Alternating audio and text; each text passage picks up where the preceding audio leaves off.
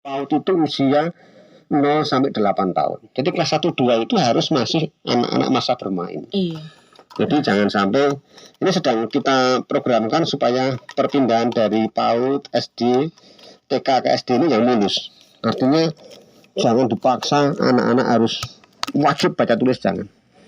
Biarlah mereka berkembang, jangan sampai otak mereka itu tertekan, sel-selnya itu mati, rusak, karena ditekan oleh penekanan orang tua, dimarahi orang tua, dimarahi guru, penugasan yang berat. Ini justru tidak meminterkan anak. Iya. Karena anak ini baru berkembang jaringan otaknya sampai 8 tahun ini.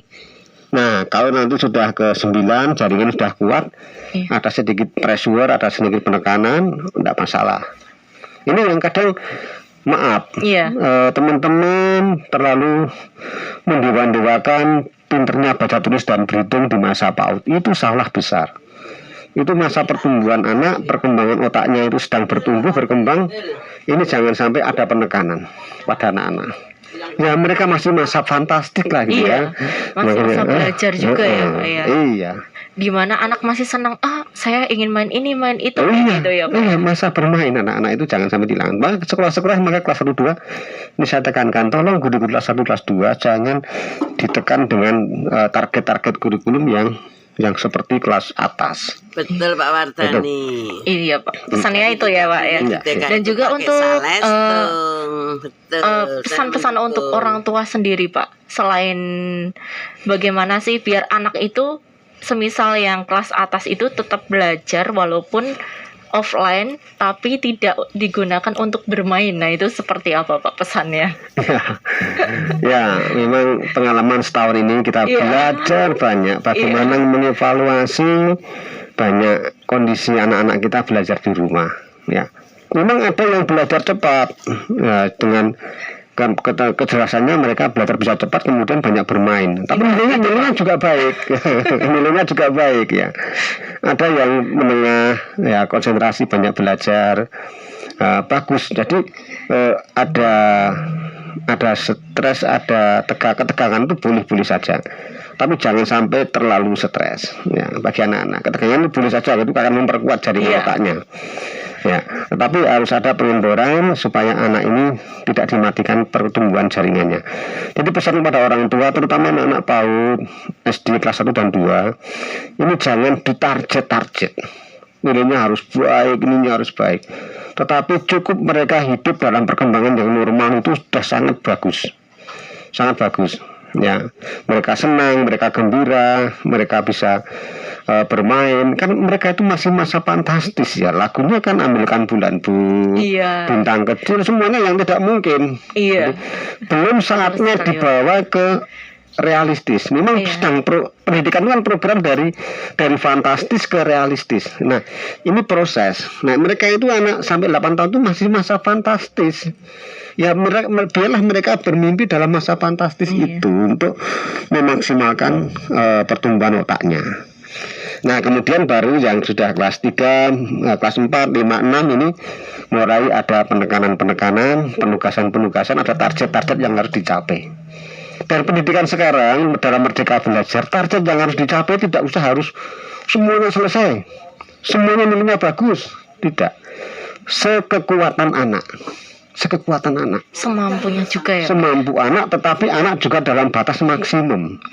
Ya kalau olahraga misalnya ya, sederhananya saya beri contoh pada orang tua ya. Kalau olahraga anak ketingginya 130 disuruh lompat 110 ya kecapean. Nah, nilai 7-nya jangan 110, mungkin 80 sudah bisa nilai 7. Nah, jadi disesuaikan dengan pertumbuhan anak. Itulah Merdeka Belajar. Ini contoh dari olahraga, termasuk mapel yang lain, Bapak dan Ibu, mapel yang juga begitu. Karena kalau nanti semuanya dipaksa, maka daya kreativitasnya akan lemah. Iya. Ya, disiplin itu pasti bertentangan dengan kreatif. Anak kreatif biasanya kurang disiplin. Nah, bagaimana anak itu disiplinnya cukup, tetapi kreativitasnya berkembang baik. Nah, ini beberapa kontradiksi ini harus kita perhatikan, gitu. Gitu Mbak Vivi ya. Iya Pak. Baik, dan juga sangat menarik ya Pak ya, obrolan kita semakin menarik dan juga semakin tambah semangat untuk orang tua yang ada di rumah bisa mengetahui ternyata pendidikan zaman sekarang berbeda dengan pendidikan Oh, beda. sebelum pandemi. Iya. Dan juga Juga kan waktu kecil kita ya. iya Pak. Kalau kita mau ke Semarang lewat mana? Lewat Boyolali, Iya. Salatiga. Loh, ada yang menyebutkan lewat Magelang, Iya, lewat lewat Purwodadi. Purwodadi. Ya, itu disalahkan. Sekarang enggak apa-apa. Nggak apa-apa. Banyak jalan. Dia Pak, ya. memakai jalan Boyolali, lewat Magelang, lewat Purwodadi. Setelah itu diskusikan. Oh, ternyata paling dekat itu lewat Boyolali, Boyolali. Salatiga, Semarang. Jadi anak itu tidak langsung dekat dimatikan idenya. Iya, Nah, betul. itu contoh sederhananya seperti itulah gitu ya. Biarkan anak berkembang dulu, baru kalau Ya. salah diarahkan. Ya, Iya ya, Pak. ya. Dan juga untuk pendengar Ini salah semua. dalam kesadaran, Pak. Iya, benar Dalam sekali Pak. kesadaran bahwa oh ini yang paling efektif. Efektif, Ya, iya. gitu. Betul Pak, jangan langsung dipangkas gitu. Iya, itu akan Kasian. membuat nggak berani. Sampai sekarang sudah belajar bahasa Inggris dari 6 tahun di SMP, SMA, di perguruan tinggi 4 tahun, 10 tahun rasa bahasa Inggris. Iya benar Pak. Terkadang tuh bikin minder juga Pak jadinya anak. Kenapa? Iya kan. Karena takut gitu Takut, loh. iya benar Pak. Oh, past dan present tense dan sebagainya. Iya, nanti semisal mengungkapkan pendapat salah, nggak jadi maju Ya. lagi, Ya. nggak berani mengungkapkan Nah, pendapatnya itu juga. style Iya. diri juga harus berubah. Ya. Iya betul sekali Pak. Soalnya kan kalau zaman dulu kan guru-guru lebih tegas ya Pak ya. Tegas dalam artian kalau salah ya salah gitu. Ya, karena ilmunya hanya itu. Iya. Nah, sekarang kan banyak jalan. Banyak jalan dan juga Banyak lebih jalan, kreatif banyak lagi referensi, sih. Iya Pak, iya. bener banget. Dulu bukunya ya cuma satu aja, yang belinya harus di Jogja, Iya. harus rebutan. Semisal semisal Iya. buku paketnya itu harus itu kurikulumnya. Tapi kalau sekarang banyak, kalau nggak ada Banyak referensi iya, di lapangan. bisa online atau bisa Betul. Mbah Google, banyak Iya. sekali Iya, Mbak. referensi-referensinya. Baik Pak, untuk selanjutnya ada yang ditambahkan atau yang mau disampaikan lagi Pak? Ya, saya sampaikan ringkasan Ya. ketentuan pokok ya penyelenggaraan pembelajaran di masa pandemi COVID-19. Itu yang pertama, pembelajaran dilaksanakan dengan pembelajaran tatap muka terbatas Iya. dan pembelajaran jarak jauh. Jadi Dinas Pendidikan Kabupaten Klaten itu melayani pembelajaran tatap muka dan pembelajaran jarak jauh kepada orang tua. Iya. Jadi bagi orang tua yang belum mengizinkan anaknya masuk sekolah, kita tetap layani pembelajaran jarak jauh. Yang sudah mengizinkan, ya dampingi mereka dengan baik, yakinkan mereka bahwa masuk sekolah dalam kondisi benar-benar sehat. Kemudian wajib menyediakan pembelajaran tatap muka terbatas bila sudah divaksinasi. Ini sekolah yang gurunya sudah divaksinasi, ini wajib menyelenggarakan pembelajaran tatap muka. Iya. Meskipun yang hadir baru 40% siswa, Iya. tidak masalah. Yang 60% orang tua menghendaki daring, ya dilayani daring. Tetapi yang siap tatap muka, dilayani tatap muka. Tatap muka. Itu. Iya. Kemudian orang tua memiliki hak memilih metode pembelajaran bagi anaknya, mau daring atau mau tatap muka. Tatap muka. Nggih. Kemudian paling lambat dilaksanakan tahun akademik 2021-2022. Ini 12 Juli ya, mau tidak mau kita sudah mulai. Sudah. Kemudian adanya pengawasan terhadap pelaksanaan pembelajaran oleh pemerintah, ya kami terus akan mengawasi dan memantau kelayakan pembelajaran di masing-masing satuan pendidikan. Kemudian pembelajaran tatap muka terbatas diberhentikan apabila ada konfirmasi kasus COVID-19 di satuan pendidikan. Nah, ini sudah kita lakukan tindakan cepat, Pak Bibi. Iya. Jadi satuan pendidikan kalau ada guru yang terpapar COVID-19, kami harus lakukan segera 3T. Iya. Tracing, kemudian siapa yang kontak erat, hari itu juga harus ada laporan pada saya. Segera siang itu rapid antigen. Siapa yang reaktif, cari lagi, tracing lagi. Sehingga kami tidak ingin di satuan pendidikan itu muncul klaster baru. Iya. Ini langkah-langkah cepat. Kalau kita menunggu swab sampai 5 hari hasilnya, itu nanti akan menyebar. Maka rapid antigen ini yang kami pakai sebagai panglima untuk penyelesaian terhadap guru-guru yang satuan pendidikan yang terpapar COVID-19. Kemudian yang keenam, pembelajaran tatap muka terbatas dapat diberhentikan sementara apabila ada kebijakan pemerintah daerah terkait dengan pengendalian COVID-19. Jadi kalau nanti misalnya Ibu Bupati dengan Klaten saat ini pagi ini sudah zona merah, itu belum mengizinkan tatap muka, ya kita harus taati itu. Taat. Ya, Iya. jadi kepada masyarakat kita harus taati surat edaran instruksi Bupati terkait dengan pembelajaran tatap muka maupun pembelajaran daring. Itu beberapa ringkasan pokok penyelenggaraan pembelajaran di masa pandemi COVID-19. Iya, jadi tetap akan dilaksanakan pada tanggal 12 Juli ya Pak ya, Ya. pembelajaran tatap muka dan juga tetap menaati protokol kesehatan. Baik, untuk closing statementnya nah Pak. Nah, bagaimana sih langkah Dinas Pendidikan sendiri untuk menyukseskan kelulusan kenaikan kelas PPDB 2021 dan pembelajaran tatap muka tahun ajaran baru 2021? Ya, untuk kenaikan kelas dan kelulusan sudah kita laksanakan, Iya. di mana yang kemarin kita bisa melaksanakan pada semester gasal itu, ya kita bersyukur. Pada semester gasal kemarin bulan Oktober, November, Desember itu bisa tatap muka. Iya. Dan hanya Klaten ya yang bisa tatap muka, sehingga kemarin saya diminta presentasi ketika rapat koordinasi Kepala Dinas Indonesia di Surabaya terkait yang kami lakukan, dan itu aman ya, meskipun 53 SMP sampai bulan Desember dan 130 SD, 55 SD per desa itu berjalan aman, dan di situ kita bisa mendapatkan umpan balik Mbak Wibi terkait dengan penilaian-penilaian. Memang perlu pendampingan orang tua karena terjadi penurunan nilai hampir 1,5 digit dari tahun sebelumnya ya.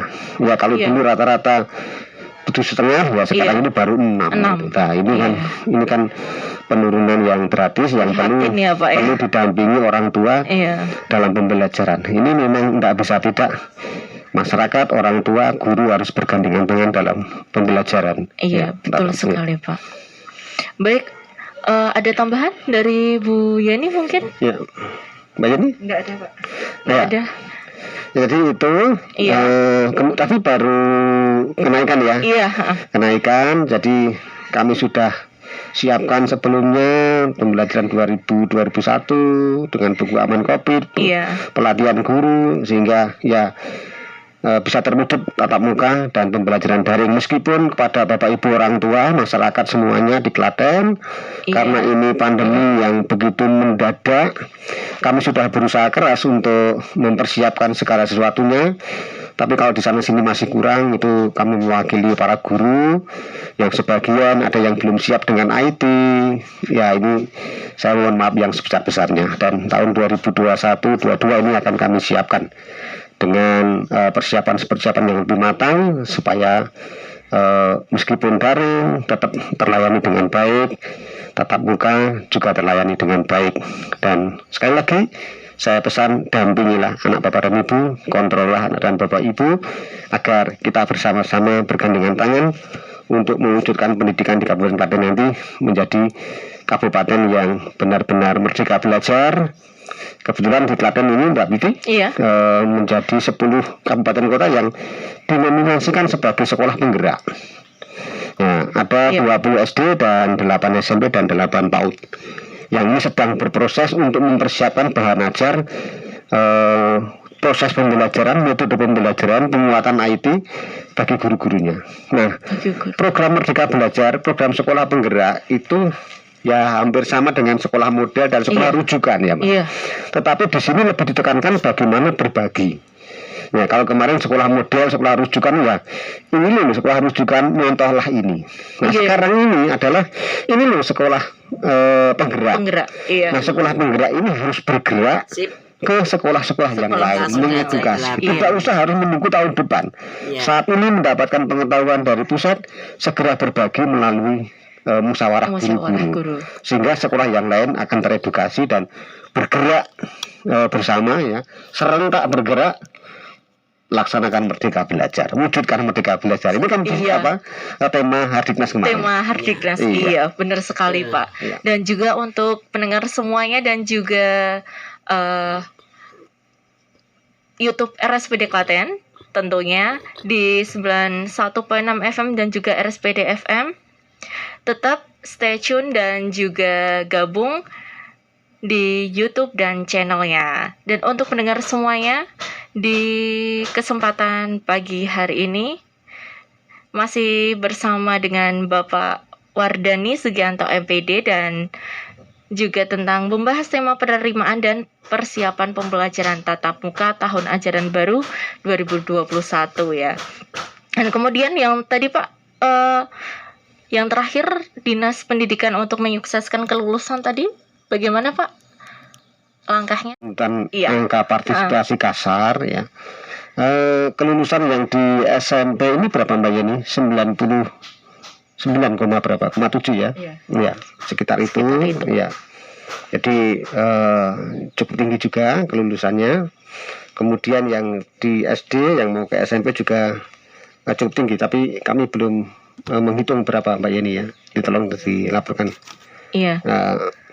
Ya rata-rata sekitar 99, lah sekian gitu. 99. Iya. Dan juga untuk ada kendala nggak sih Pak untuk pembelajaran daring seperti ini?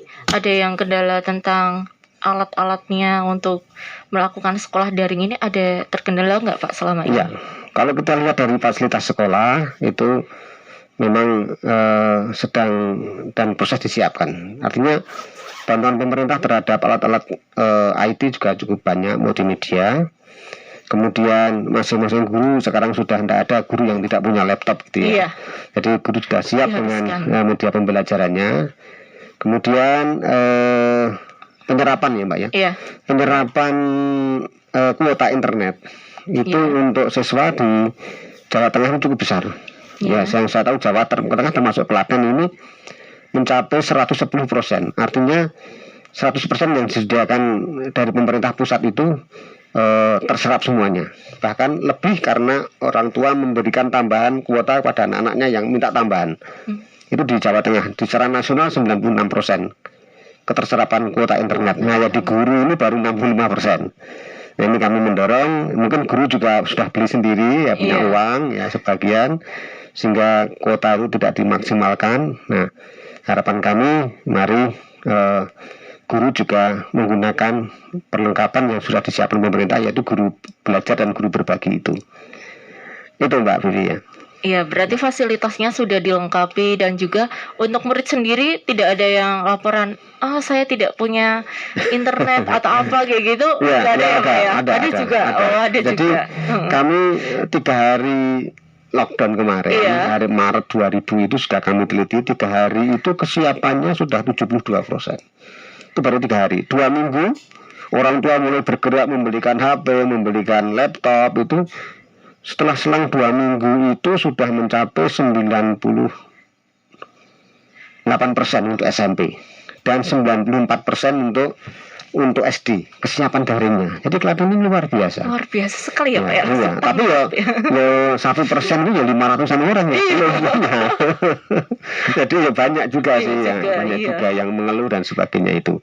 Makanya kita siapkan program pembelajaran yang karena SD yang masih ada sekitar 2.000 anak yang belum terkoneksi, belum punya HP, maka kita bentuk kelompok-kelompok belajar tadi supaya guru bisa mendekat dengan anak-anak, jangan sampai anak tidak berkomunikasi dengan gurunya.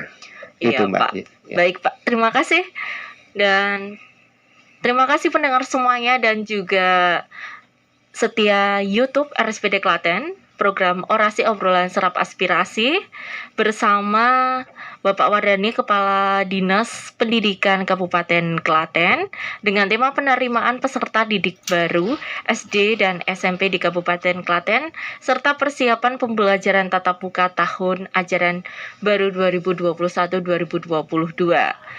Baik pemirsa dan juga pendengar, kami pamit undur diri. Terima kasih. Wassalamualaikum warahmatullahi wabarakatuh. Waalaikumsalam warahmatullahi wabarakatuh. Sip Pak Wardani cocok.